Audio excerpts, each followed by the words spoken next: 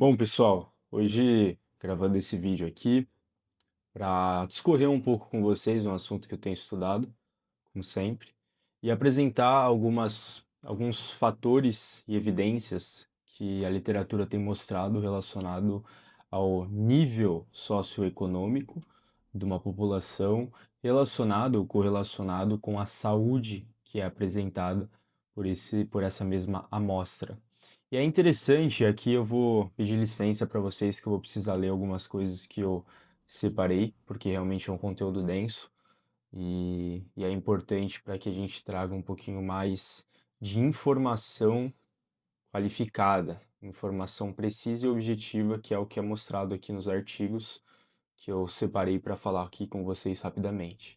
Bom, primeiro precisamos definir o que é esse nível socioeconômico, porque muitas pessoas não entendem de fato essa definição. Então, basicamente, o nível socioeconômico ele não fala somente de renda, mas a renda sendo essa a principal precursora para que você obtenha um bom nível socioeconômico por conta das outras esferas, as outras contingências que compõem essa definição serem acessadas pelo capital, que seria basicamente o acesso a recursos de educação, saneamento básico, serviços em gerais, e essas coisas vão compondo o que é uma condição de vida. Então, basicamente, o nível socioeconômico é uma forma de classificação e enquadramento daquela pessoa ou daquela família. Então, se você é uma pessoa com nível socioeconômico mais elevado, geralmente você é uma pessoa que tem um acesso a uma educação de qualidade, você é uma pessoa que tem acesso à prestação de serviços de qualidade, você é uma pessoa que teria uma renda, um capital realmente mais elevado do que as pessoas que seriam comparadas a você dentro de um espectro mais baixo, ok? Então, essa relação, quando colocamos o componente de saúde acoplado junto com o nível socioeconômico, o que a gente encontra, na verdade, é o que é determinado hoje como gradiente de nível socioeconômico, que é basicamente uma proporção. Parece que, de certa forma, o teu nível socioeconômico, quando aumenta, juntamente a saúde tende a crescer. Então, se você é uma pessoa que também tem um nível socioeconômico baixo, a tua saúde tende a ser menor. Aí fica a pergunta, beleza, mas o nível socioeconômico, ele é um fator preditor para que a sua saúde seja mais baixa? Ou geralmente pessoas com saúde menor têm uma tendência a ter menos disposição, menos recursos para alcançar um nível socioeconômico mais alto e, por consequência, elas se encontram com um nível socioeconômico mais baixo? Bom, algumas pesquisas foram feitas e dados foram levantados para tentar entender como se dá essa correlação e o que vem primeiro, né, o ovo ou a galinha. E alguns dados foram importantes para mostrar para a gente que algumas opiniões antes eram equivocadas. Por quê? Basicamente, esse nível socioeconômico relacionado com a saúde, ele não pode ser explicado pela falta de assistência médica, por exemplo. Então, parece que, de certa forma, as comorbidades ou doenças que implicariam naquela pessoa com nível socioeconômico mais baixo, ela não diz respeito ao fato dela estar privado à assistência médica, porque em outros países onde a assistência médica era dada de forma gratuita para toda a população, ainda assim eram encontradas essas doenças. Geralmente umas doenças mais relacionadas principalmente ao estresse. Então, problemas gastrointestinais, problemas emocionais, eh, eram encontrados dentro desse espectro de população que se enquadrava com o nível socioeconômico mais baixo, mesmo tendo a assistência médica disponibilizada de forma livre e gratuita. Não pode também ser justificado somente pelos fatores de risco que essa população era exposto por ter um nível socioeconômico mais baixo. E aqui agora, abre parênteses, para facilitar um pouco mais a oratória, eu vou começar a falar NSE ao invés de nível socioeconômico, tá? Mas para que fique mais fácil aqui a explicação e não fique repetitivo e incisivo nessa mesma palavra. Bom, O que seria esses fatores de exposição ao risco de doenças, né? Seria basicamente a toxicidade da água, ou pessoas que não teriam acesso a um bom saneamento básico, aqueles que não tinham acesso à academia, uma boa alimentação, uma qualidade talvez de sono um pouco melhor, então colchões melhores, ou ter uma casa com um pouco mais de espaço. Parece que apenas um terço dessas doenças poderiam ser justificadas pela por aplicar uma saúde de menor qualidade àquelas pessoas que se enquadravam dentro de um NSE mais baixo. Então, claro, obviamente aqui a gente não pode ser negligente com os fatos e com os dados. Obviamente isso vai implicar numa piora da sua saúde, se você é uma pessoa que tem um nível socioeconômico mais baixo. Mas não são só esses fatores que acabam trazendo uma piora holística da tua saúde, de forma global. E aí entramos naquele outro fator que eu expliquei no início do vídeo, que, na realidade, o que os pesquisadores encontraram é que a saúde, ela não é um fator inicial para que você tenha um NSE mais baixo. Parece que é uma operação inversa. Então, se a pessoa ela nasce com uma condição de um NSE mais baixo, na vida adulta ela tende a apresentar uma queda, uma piora da saúde de forma geral. Então, isso nos leva a entender também que algo dentro deste âmbito do NSE, do nível socioeconômico, está gerando de forma causal uma piora na saúde dessas pessoas. Mas se elas não podem ser explicadas somente por esses fatores de risco, que mais pode ser justificável para que essas pessoas apresentem uma piora da saúde? E aí, uma coisa sutil foi identificada, que basicamente o grande problema estava no conjunto do que vem como significado de você ser uma pessoa de nível socioeconômico mais baixo em um contexto específico. E esse contexto caracterizava pessoas aonde estavam dentro de uma comunidade onde a desigualdade era muito grande. Então, na verdade, o grande problema hoje é a desigualdade explícita em determinadas regiões e conjunto de pessoas. Então, as comunidades que tinham esse espectro de forma concentrada, onde pessoas, mesmo não sendo tão pobres, se sentiam pobres, era onde era mais apresentado as comorbidades, as patologias, as doenças que implicavam numa piora da saúde determinada pelo nível socioeconômico. Então, na verdade, o nível socioeconômico, ele é muito importante. Porém, precisa ter um ambiente que aflore e apresente para aquela pessoa que o nível socioeconômico dela não é condizente com a média das pessoas que ela convive. E isso é muito interessante, porque a gente consegue caracterizar pessoas que se sentem pobres mesmo não sendo pobres. E aí acaba se entrando meio que num paradoxo do dinheiro. E aquela pergunta que todo mundo se faz: será que o dinheiro traz felicidade?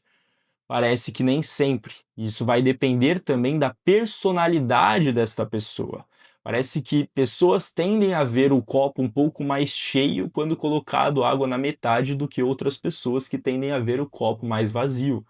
Então, algumas pessoas, mesmo tendo um alto poder aquisitivo, se sentiam inferiores nessa hierarquia socioeconômica, porque se colocaram dentro de uma comunidade ou dentro de uma região específica, de um condomínio onde tinham pessoas ainda assim com um poder maior financeiro, econômico e aquisitivo. Um último dado muito interessante é que o capital social, quando identificado dentro dessa sociedade com níveis de desigualdade elevado, era mais baixo. E o capital social não diz respeito ao capital econômico, ele diz respeito, na verdade, a como essas pessoas se sentiam seguras, como que era o nível de fortalecimento de relações afetivas, de confiança. que essas pessoas tinham entre elas. Parece que nesses lugares este capital social era prejudicado ao ponto de que era aumentado a antissocialidade, as pessoas não tinham contato. E aí acaba entrando um outro fator preditivo para que você tenha uma piora na tua qualidade de vida e saúde, que é justamente essa roda, esse vínculo afetivo e social de rede de apoio, de amizade, de pessoas que estão próximas a você e que você pode confiar. E foi se identificado também, principalmente como iniciação do que eram as políticas públicas daquele local, um investimento muito grande em recursos materiais de tecnologia, de segurança, só que voltado para o eu, para o individual. Essas pessoas têm uma tendência a votarem menos quando há uma desigualdade muito elevada e, por consequência, também um nível de capital que era destinado, a quantidade de dinheiro, de recurso que era destinado para a educação era mais baixa. Por consequência, esse aglomerado de fatores acabavam desencadeando uma maior incidência de criminalidade, uma maior incidência de bullying que era sofrido, de represárias antissociais e de divisão de grupos. E aí, por fim das contas, acabava ainda mais separando essa organização social e determinando um pouco mais a perspectiva e a visão de nós e eles. Nós somos as pessoas elite dentro dessa organização social e eles são as pessoas mais pobres. E isso, pessoal, era encontrado em periferias que conviviam ali realmente com recurso muito escasso, uma disposição de recurso mais baixa, que seriam as comunidades, as pessoas que realmente tinham um NSC muito abaixo, em contraste com pessoas que tinham talvez um poder médio, uma classe média ali, mas também pessoas de elite. Então tome muito cuidado, porque às vezes você começa a aflorar, a ascender um pouco mais financeiramente, a ganhar um dinheiro e andar com pessoas que têm um poder aquisitivo muito maior que o seu, e você começa a desvalorizar certas coisas que era para nesse momento você estar valorizando.